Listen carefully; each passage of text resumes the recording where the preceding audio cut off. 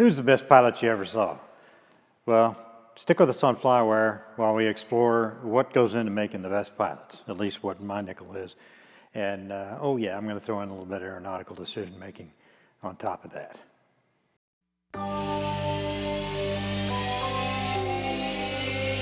Seriously, what makes the best pilot? What attributes, skill, judgment, flying type, airplane type, or hours really make good pilots? Sit down, tally it up, and I think you might be surprised by all the things that go into making an extraordinary pilot. There have been several high-profile accidents lately, and GA twins, backcountry singles, and airliners where the pilots essentially stopped flying the airplane. They either couldn't make a decision, they changed their minds, or they froze up and stopped thinking. Now I realize I'm not dissing the folks that's happened to at all. In another life, I was an unfrozen fighter pilot, and we had to learn from the mistakes of others. There's not enough time or airplanes to make all the mistakes yourself. And those folks that did, they paid a high price so we could avoid their mistakes. And what can we learn from the folks involved in these recent mishaps? This is serious stuff, and it takes hard work to succeed in this game. Flying isn't a video game, and well, for me, that's the best part. I like it for real. My personal choice for the best pilot is Neil Armstrong. And this has nothing to do with the recent 50th anniversary of the first moon landing. I think he's the best pilot I ever saw, and maybe the best pilot of all time. This is a guy who won his Navy wings at the ripe old age of 19. He flew combat in the Korean War. He finished college and then became a civilian test pilot for NASA, eventually becoming one of the new 9 group of astronauts selected for the Gemini program. He commanded his first spaceflight on Gemini 8, and he performed the first docking in space. What most folks don't know is that right after that docking, that successful docking, the spacecraft began an uncontrolled roll. He detached from the Agena target, and Gemini 8 began rolling over 360 degrees a second and accelerating. And this is on the backside of the Earth. He didn't have direct contact, radio contact with Houston. One of the retro rockets had stuck at full thrust. If he didn't get a handle on that quickly, they would lose consciousness and then die as a spinning satellite around the Earth forever. If he didn't solve the problem efficiently, they would run out of propellant and be unable to control the trajectory of the spacecraft and then die skipping off the atmosphere into space. He had one thing going for him. He knew the systems inside and out, and he calmly went through the procedures to isolate the stuck thruster and stop the uncontrolled roll. He focused on the task at hand and did the job, and he refused to be distracted. He was an extraordinarily humble man, much like me. And I think this was probably a big reason he was selected to command the first moon mission, and also become the first human to set foot on another celestial body other than Earth. And during training for the moon landing, he ejected from the Lunar Landing and Research Vehicle, LLRV, a tenth of a second before it was too late. He could have died. And he went to work right after that. He just went into work and started filling out forms and stuff. But his timing and his focus were simply amazing. So watch this video with me and let's look at another extraordinary bit of airmanship that Armstrong accomplished. It may have been in space, but he actually flew the lander, so I think it counts. Eagle, you're looking great. Coming up 9 minutes.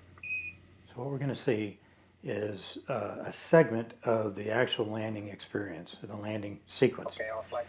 And we're going to join it with about 4.5 minutes before the actual landing occurs. Okay. Right now they've already experienced a couple of 1202 program alarms.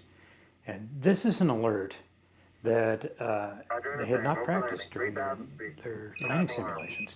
Very few people knew what it was, what it meant. They had to look it up in the book and figure it out. But functionally, it was a computer stack overflow. It meant too many process requests that caused the computer to reboot each time it experienced an overflow. This type of alarm happened 3 times during the landing sequence. The main dropout was altitude and range data. Essentially, they were flying blind with data dropouts. What was happening was that the Eagle was going too fast, and not as a result of the 1202 wasn't part of the result of this, but it was going too fast and they couldn't get a handle on that completely. And this would result in an overflight of the planned landing spot. Armstrong realized this by recognizing landmarks. He had memorized different mountain ranges and craters and things like that. And he realized we were coming down into a boulder field that could wreck the spacecraft. Boulders the size of cars and houses and stuff like that. If the limb landed too hard, the legs would collapse. If it was tilted beyond 12 degrees, the ascent stage could not get them back to orbit. They'd land somewhere on the moon somewhere. In a mess. Armstrong began manually flying the spacecraft. He pushed the nose down to level the path about 400 feet above the surface to try to pick a new landing spot. They hadn't planned on it. The abort point is 300 feet. Any lower than that, they're going to land or they're going to die. It doesn't give him time to go through the abort. At about 60 seconds, he gets an alert that the velocity is still too high, and they're running short on fuel. At 40 feet, the descent engine begins blowing dust, and it flows away from the blast like water, completely obscuring the landing spot. Once again, Armstrong has to feel for the surface, and he gets it right with somewhere between 20 and 30 seconds of fuel. I'd say that's cutting it pretty close in my book. You got to ask yourself, how could he be so cool, so focused to smoothly and flawlessly accomplish the task of landing on the moon with seconds of fuel left? It blows me away that they were beyond the abort point. They couldn't abort the landing and survive. There was only one chance and no safety buffer. Armstrong switched the landing spot, avoided the big rocks, and using just about every bit of fuel they had to do it. And one of the most remarkable things is that this was the smoothest landing of all the Apollo moon missions. You have to ask yourself how he did that. How did he accomplish that bit of aeronautical decision making and execute a plan that he made up right there? Did he really make it up right there? Was he a super pilot? Was it nerves of steel? Was he a natural talent? My take is simple, frankly. I think it's training. Armstrong and Aldrin had performed the moon landing sequence over 100 times in the simulator. Armstrong had flown the LLRV for real.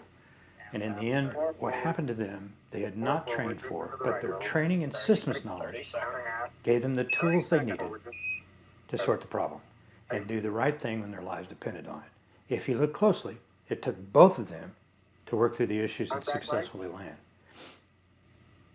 The reason I think this is important enough to make a video about, and hopefully have you watch it, is the training aspect of preparation. I guess you could say it's my little soapbox. None of us here are smart enough to come up with the right answer on the fly. When the chips are down and our lives hang in the balance, we do what we were trained to do. If we haven't practiced enough, we forget. Simple. That's what happens to everybody. It's human. In my former life, we used to have a saying, you fight like you train.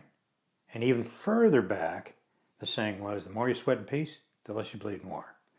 Well, that one comes from the Marines, and the Air Force doesn't believe in sweating. But twice Neil Armstrong found himself in a situation where his life was on the line. Buzz Aldrin's too, or Dave Scott and the Gemini 8.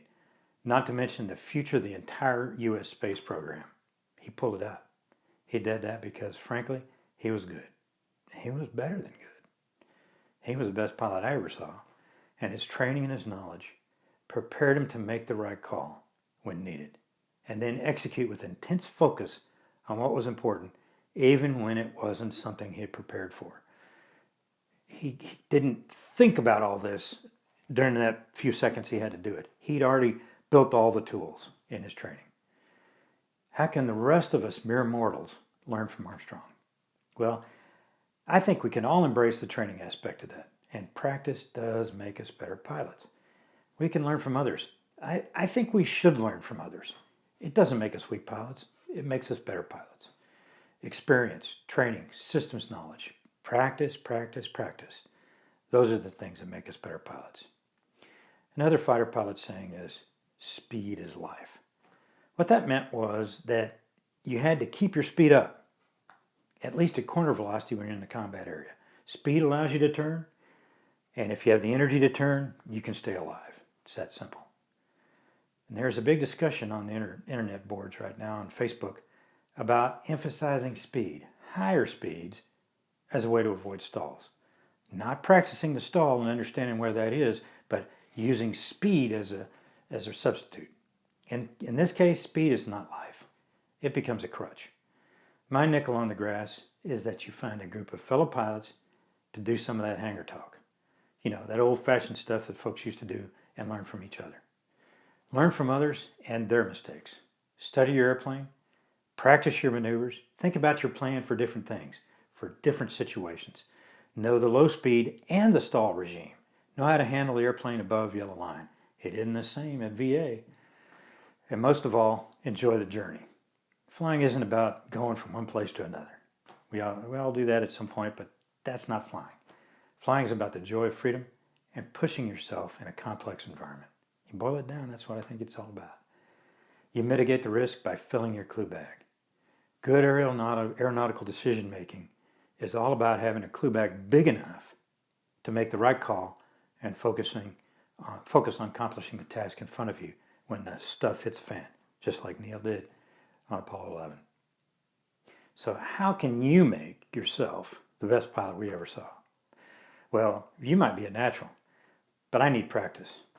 One thing I think about before I fly is that I'm one mistake from wearing the hat in the corner, if you know what I mean. I think admitting that is the first step on the 12-step path to being one of the best pilots. Hey, I'd love to talk more about ADM and about training, so just drop me a comment and let me know what you're thinking. Let's start a conversation, because heck, that's what Hangar Talk's all about. Thanks for watching, and I'd appreciate it if you hit subscribe and ring the bell if you want to get notifications for the next video. And hey, don't panic. Practice instead.